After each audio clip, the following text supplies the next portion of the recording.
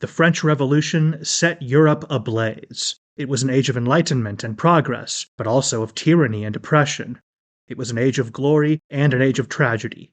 One man stood above it all. This was the Age of Napoleon. I'm Everett Rummage, host of the Age of Napoleon podcast. Join me as I examine the life and times of one of the most fascinating and enigmatic characters in modern history. Look for the Age of Napoleon wherever you find your podcasts. I'm Jeffrey Rosen, President and CEO of the National Constitution Center. A few years ago, learning about the forgotten meaning of the pursuit of happiness changed my life. When the founders wrote that famous phrase in the Declaration of Independence, they meant an ongoing commitment to self-improvement and lifelong learning. This discovery inspired me to write a book, and in my new podcast, I explore the founders' lives with the historians who know them best. Plus, filmmaker Ken Burns shares his daily practice of self-reflection. Join me for Pursuit, the Founder's Guide to Happiness. Welcome to Ben Franklin's World, a podcast about early American history with Liz Covart. The study of history is key to understanding who we are and how we can affect a better future. Ben Franklin's World will introduce you to historical people and events that have impacted and shaped our present-day world. And now, here's your host, Liz Covart. Hello, and welcome to episode 80 of Ben Franklin's World, the podcast dedicated to helping you learn more about how the people and events of our early American past have shaped the present-day world we live in. American prisons are overcrowded. The United States has the highest incarceration rate of any nation in the world. Nearly 2.5 million Americans are serving prison sentences, and approximately 20% of the American population has a criminal record. Nearly all politicians agree that we need to reform the prison system in the United States, but they disagree on what reforms to implement. Today, we attempt to gain historical perspective on this present-day problem by exploring American prisons and prisoners during the early Republic period. Jen Mannion, an assistant professor of history at Connecticut College and author of Liberty's Prisoners, Carceral Culture in Early America, will help us investigate the early American prison system and whether a better understanding of it can help us find ways to reform the system in our present day. During our investigation, Jen reveals information about early American prisons and prisoners, crimes committed by early American men and women, and reform movements that sought to alter prison life during the early American Republic. But first, have you rated and reviewed Ben Franklin's World? It's been months since I've asked, and ratings and reviews in iTunes and other podcast directories really help the show find new listeners. Please help support the show with a rating and review. For more information on how you can help with this, visit benfranklinsworld.com/review. Are you ready to take a tour of early American prisons and learn more about early American prisoners? Let's go meet our guest historian. With tidings and wisdom to share about our early American past, here is this week's special guest. Our guest is an associate professor of history at Connecticut College. Her research explores early American history, the history of sexuality, and social justice movements. She has received national recognition for her work as the founding director of the LGBTQ Resource Center at Connecticut College. She is also the author of the book Liberty's Prisoners, Carceral Culture in Early America. Welcome to Ben Franklin's World, Jen Mannion. Thanks for having me, Liz. The study of prisons is a timely topic. It seems like every time we turn on the news, there's a Democrat or Republican politician talking about our need for prison reform. But it also seems like such a dark topic. Jen, what drew you to study early American prisons? Well, generally, I'm most interested in understanding the lives of ordinary people in history, especially people whose stories have not been told. So, the history of punishment and prisons in America is a very important topic, and yet we still know very little about the lives of those who were imprisoned, who they were, where they were from, what they did, and how imprisonment really affected their lives. Would you tell us why early American men and women went to jail? What sorts of crimes did they commit?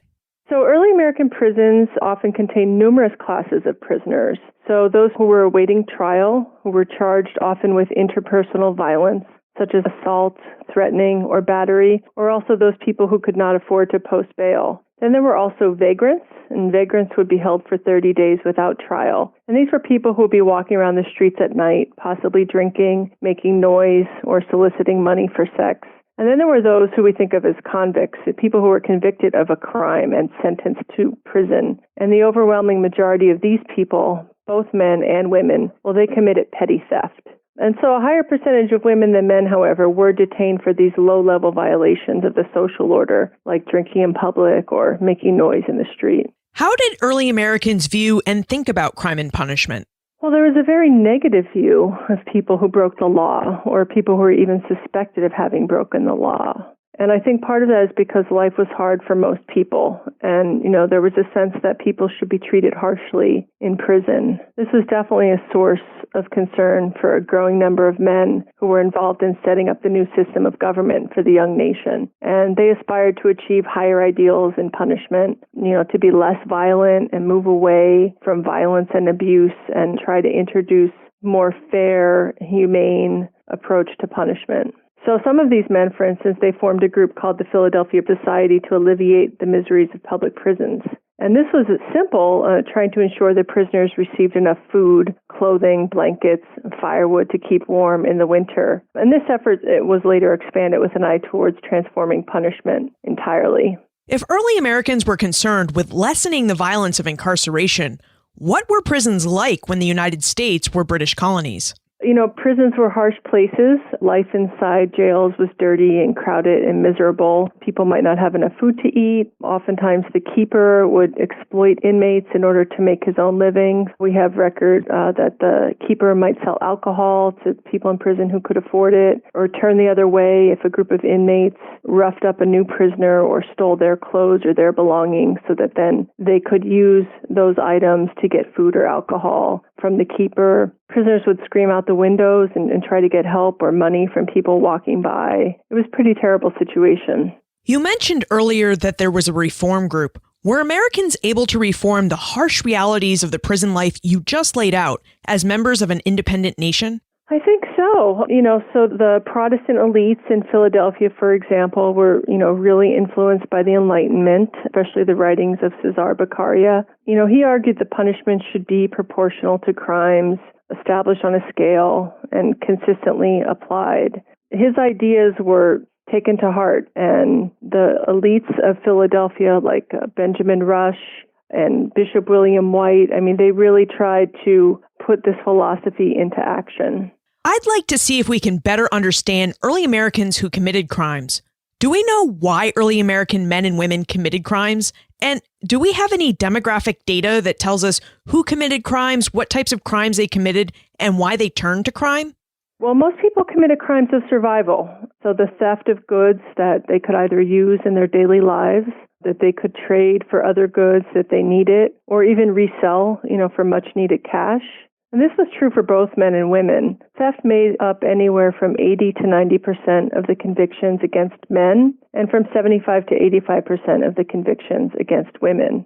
Now, women who were charged with theft were most commonly described as servants or former servants, and people were overwhelmingly poor. And this was disproportionately true of African American women and Irish immigrants. And these two populations actually made up the overwhelming majority of women in America's first prisons. A fair number of Anglo-American men were also imprisoned, but once again, African American men were dramatically overrepresented compared to their numbers in the population. Did men and women commit different crimes? Yes and no. Men and women committed remarkably similar crimes, and that was larceny. Men were more likely to be involved in higher stakes larceny cases than women. The men were more likely to be ringleaders of counterfeit schemes, for example. And, when women were involved in some of these higher stakes crimes, they were often accomplices of men. Or, at least that's how the state treated them. They were nearly always punished less severely than men in these sorts of cases. On the other hand, women were more likely to be charged with minor violations of the social order. So drinking in public, walking around the streets at night, things like this that men did routinely without thinking twice. Women were often picked up and thrown in jail as vagrants for 30 days without trial for this kind of crime. Were there any women-led crime groups in early America? There is one famous woman, Anne Carson, who was involved in more of these high-stakes crimes that were historically associated with men. And, she had a long life of being involved with the criminal justice system in Pennsylvania, being accused of bigamy, being accused of killing her husband, trying to kidnap the governor in order to break her lover free from prison, and then, it just kept going from there. Jim would like to know if early American courts and prisons treated child and female prisoners differently than adult male prisoners. Would you tell us about the experiences of women and children sentenced to prison in early America?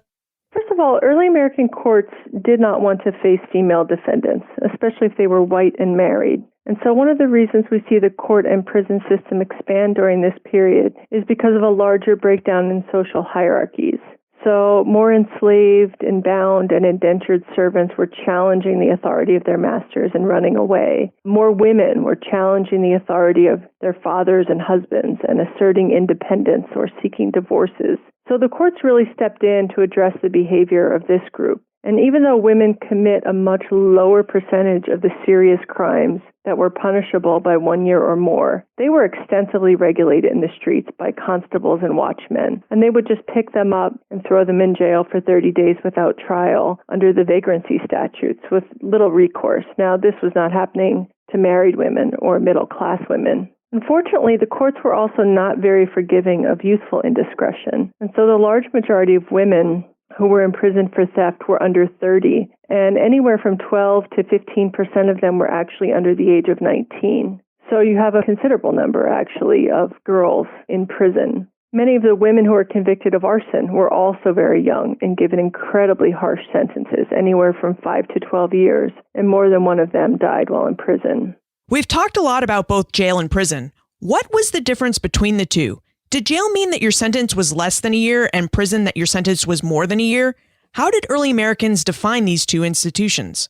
You're correct. Jail was a holding tank, basically. It could be as small as a one-room building where people would be held if they were awaiting their own trial, if they could not afford to post bail. Prisons, we refer to when we're talking about the penitentiary. So these are places where you are sent after sentencing, after you've been convicted and sentenced to serve a certain amount of time in order to atone for your crime. How were jails and prisons guarded and governed? Tom would like to know whether professional police officers administered and governed early American prisons. So in the early republic, there was, no such thing as a professional police force. There was a loosely organized group of constables and night watchmen. They would have been barely trained and had a great amount of discretion in determining who to pick off the streets, how to charge them, whether to register a formal, potentially serious charge, or just to throw someone in jail for 30 days. Some middle and upper class residents would occasionally complain to the mayor about the watchmen. And in one instance, in 1825, the Philadelphia mayor at that time, Joseph Watson, he actually suspended 2 watchmen after a resident from Fifth Street reported that he saw them drag and knock a man around until he was bleeding. There was similar conflict in terms of the governance of the jail itself. They were often poorly paid jobs for working class men who were, again, not very well respected and not very empowered, as they say. And so when reformers and other elites started to get interested in prison reform, well, there was a lot of conflict between the jailers and the reformers about the right course of action. And the reformers really had their way, in part arguing that it was the jailers themselves and their rough, violent tactics that were undermining punishment and what we wanted to achieve. And so they did, in the course of this movement, move to have the guards replaced with other keepers and guards who were more sympathetic to their aim of sentiment and reform and gentle, humane treatment in prisons. Let's investigate these reformers and reform movements. Were reformers trying to reform early American prisons because they still had vestiges of British crime and punishment built into the system? Or were they trying to reform problems that Americans introduced into their own carceral culture? I think at this time it's still early enough. The Pennsylvania system that I'm primarily looking at has been modeled on the British system, British common law. The British Penal Code was implanted in Pennsylvania in 1718. And so we are definitely looking at the elites of Pennsylvania who want to disavow British practices, British traditions, what they think of as really barbarism, that British punishment was barbaric and was something that they wanted nothing to do with for the new democracy. And so the early American prison reformers aspired to cultivate sentiment and feeling and humanity in the prisoners, and that this was something that was not valued in any way in the British system. And so many of their changes were in direct reaction to the British system that they felt was barbaric and representative of everything that was wrong with old Europe, and that would potentially hold them back if they did not distance themselves from. Who were these reformers? Would you give us an example or two that would help us learn more about the people trying to reform early American prisons?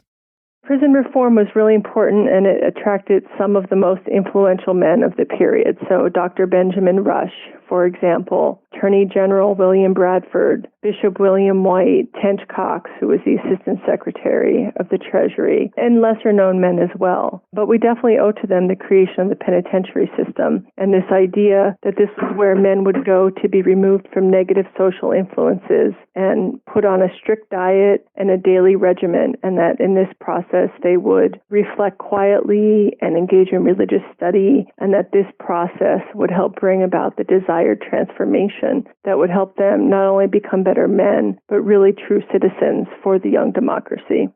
You mentioned that prisoners were expected to quietly reflect upon their transgressions. Would you tell us about Eastern State Penitentiary? Wasn't it designed with quiet reflection in mind?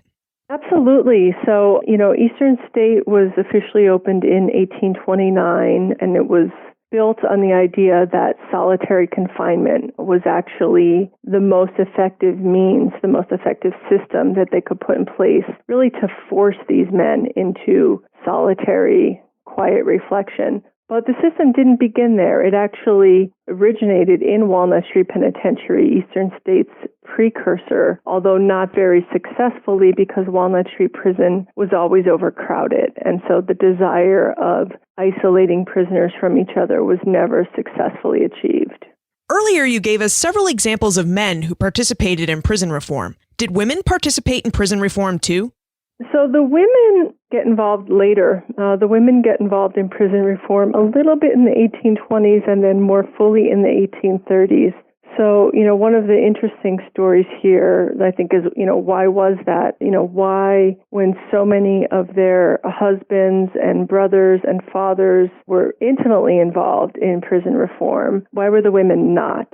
And so one of the ways I understand that is because at that time, prisons were just thought to be so degraded and not an appropriate place for a white middle-class woman to be. Now, even though many of these female reformers at the time were involved in poverty efforts, that they were not involved in prison reform efforts. Unfortunately, I think one of the reasons why they were later permitted to get involved and embraced by their male counterparts was in part because the men had failed. And the prison reform effort from the first 30 or 40 years was not actually bringing about the desired change. And there was a pretty widespread recognition of that even in the late 1820s. And also a growing sense that they could no longer ignore women in prison, that women had been in prison as long as there were prisons, and that the women reformers finally convinced the men that they were in a better position to work with these women prisoners and help bring about their reform. In 1786, Pennsylvania attempted to reform prisoners by creating a system of moral reform through hard labor. Jen, would you tell us about the system of hard labor and why Pennsylvanians thought it would help prisoners? Well, the system of hard labor was actually short-lived, but it was inspired by an effort to get rid of corporal punishment and instead to use the bodies of prisoners for a larger public good. So rather than whip them or put them at the stocks or the pillory, that people would clean something or make something, and that they would in fact help offset the cost of their keep. Now, this was a highly gendered system anchored in sexual difference because the men were sent out into the streets to clean the streets, while the women stayed inside, sometimes cleaning inside the prisons, spinning and sewing. And so one of the prevailing theories of criminality at this time was that people were lazy and that they lacked the motivation or skills needed to work. So by putting labor at the heart of punishment, this particular issue could be addressed. Why was the system of hard labor so short-lived?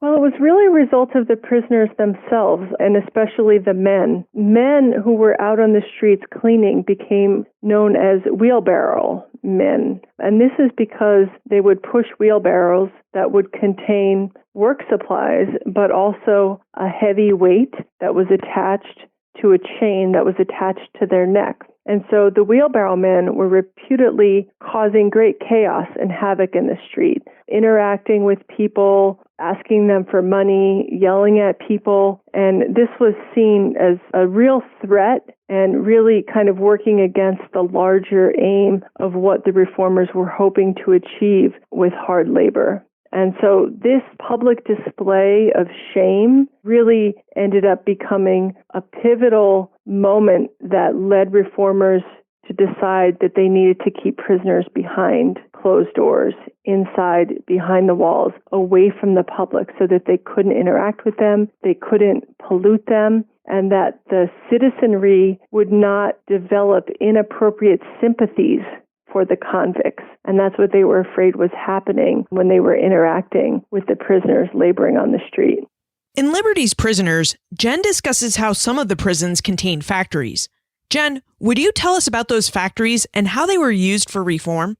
In Walnut Street Prison, once public hard labor was dispensed with and it was determined that everyone was going to work inside behind the walls, again, the women often continued their work spinning and sewing and tending to the domestic needs of the prison, cleaning the cells, making the clothes for all the inmates. While the goal for the men was to try to give them some skills, opportunities to develop new trades, and also produce goods that could turn a profit that the prison could sell to help offset their keep. So two of the major manufactories inside the Philadelphia prison were shoemaking and nail heading. Now, this was not without its challenges because it turned out they had a hard time selling these goods on the open market for what they felt they were worth, and that goods made by prisoners had a tarnished reputation, and people felt that they should not have to pay as much for goods made by prisoners as they did for goods made outside of prisons. So the manufacturers struggled very greatly, and very quickly, the officials determined that this was not going to be a profitable system, and instead they turned to sort of outsource the labor of the prisoners so that other businessmen could purchase the time of the prisoners and then provide their own goods for manufacturing that the prisoners would then work on during their time in prison, but that the prison system itself would not be responsible for putting out the money to secure the raw materials to make goods that they would not really be sure if they would ever be able to sell to recoup the cost. Did prisons find success in outsourcing inmate labor? Was this a program that continued throughout the early republic? Well, we have to look to New York for that story, and when you do look at New York, the answer is mixed. As Pennsylvania moved towards solitary confinement and away from productive manufactories, New York moved in the opposite direction, and their new prison system was designed around manufacturing. And there's a long and rocky history, really, of, the penitentiary system in New York with manufacturings. And often, every few years, the contracts would be renegotiated. And in New York, there was a fair amount of controversy between local free artisans who were protesting the use of prisoners to produce the same goods that they themselves were producing that then would undermine the value of their goods. So it's a history of conflict as well.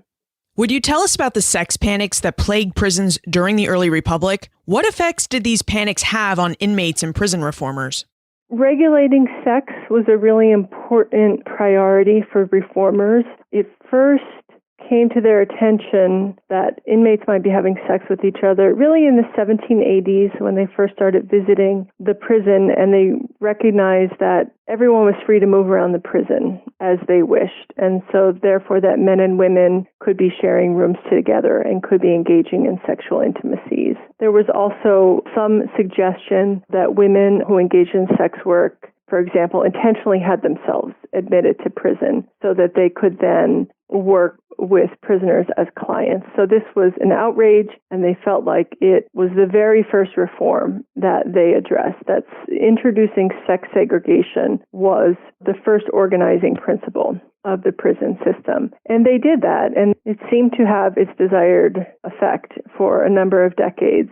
It's really not until the 1820s that then another sex panic emerges. And this time it's about rumors that men are engaging in sexual intimacies with each other. And so even though men and women have been isolated from each other, that's not stopping people from engaging in sexual intimacies with each other. Now, this had alarmed people for several other reasons. And in Pennsylvania, officials actually had a somewhat surprising response, in my view. They downplayed it. It wasn't a real priority to them in the same way that it was to some of their New England counterparts. But I think they used it because at this time, they were desperate to secure the rest of the financing for the construction of Eastern State Penitentiary. They believed wholeheartedly that the only way this new penitentiary system would work was if complete and total solitary confinement was imposed. And so they used these accounts and reports of men having sex with each other to lobby for the funds to complete the construction of Eastern State. You mentioned that the primary concern of reformers was male inmates having sex with other male inmates. Did the reformers ever have concerns about female inmates having sex with other female inmates?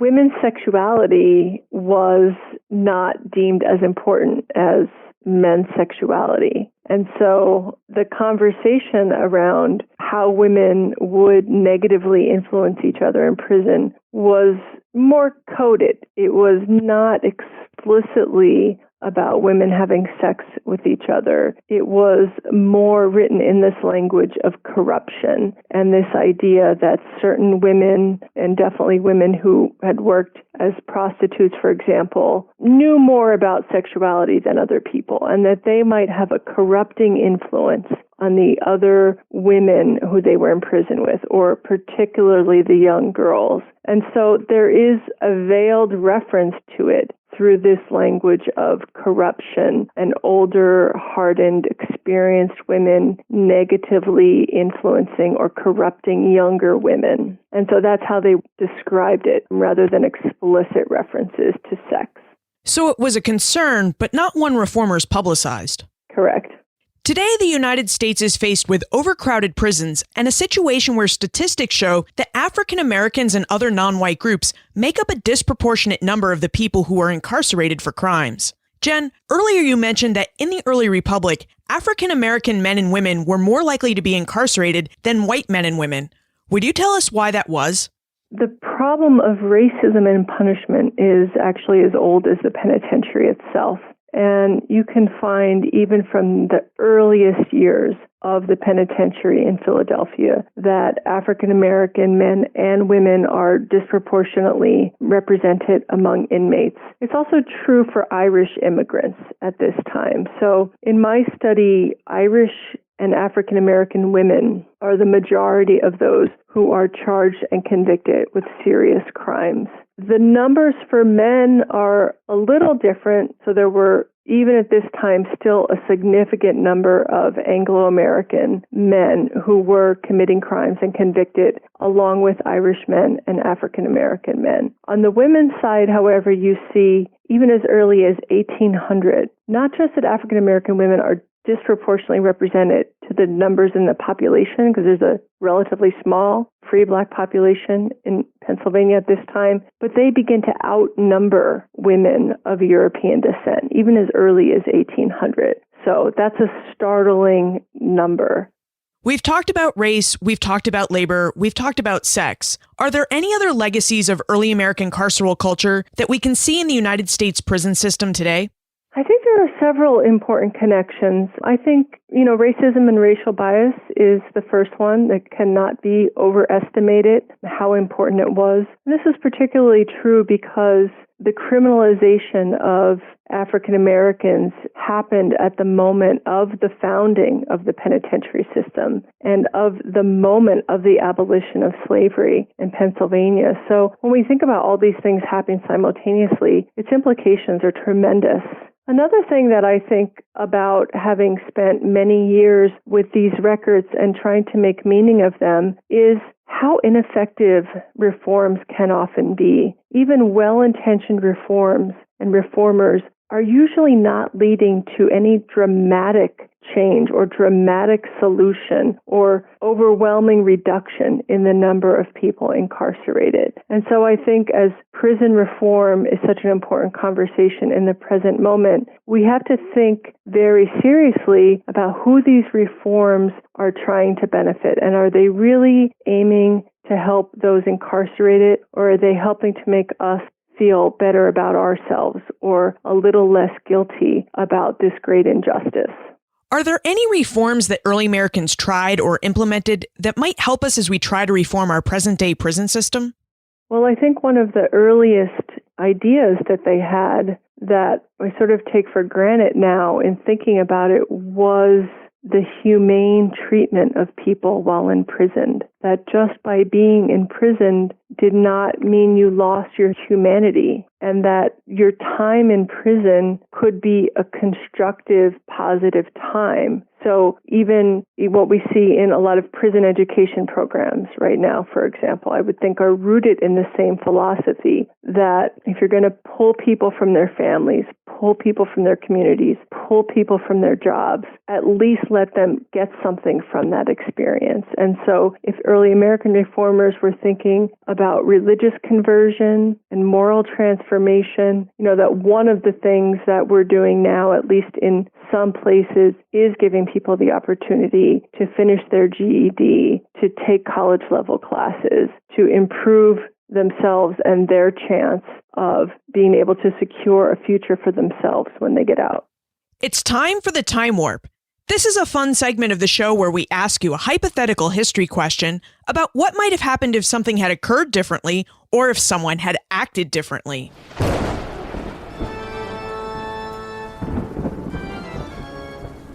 The Time Warp. Historians can't predict the future, but they can speculate about what might have been. In your opinion, what might have happened if the United States had stayed the course with the British system of prisons and punishment after the Revolution? How would the history of American carceral culture be different? Well, the British penal system was incredibly harsh.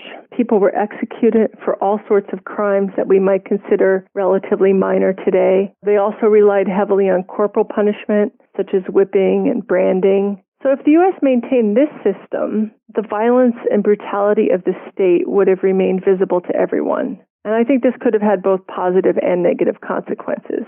It's impossible to qualify the negative impact of excessive, unrestrained violence and brutality on the American people by the state. Now, I think that would have inspired more collective resistance among working people and regular people if they were faced with this visible display of power and violence every day. And it might have prevented what we've experienced now, which is a widespread detachment from punishment by many people. But on the other hand, before the penitentiary system was established, there was no such thing as a prison term that would separate you from your family or force you to give up your job. And so it's possible to imagine the conditions for the prison industrial complex may have been prevented if we had never introduced this concept.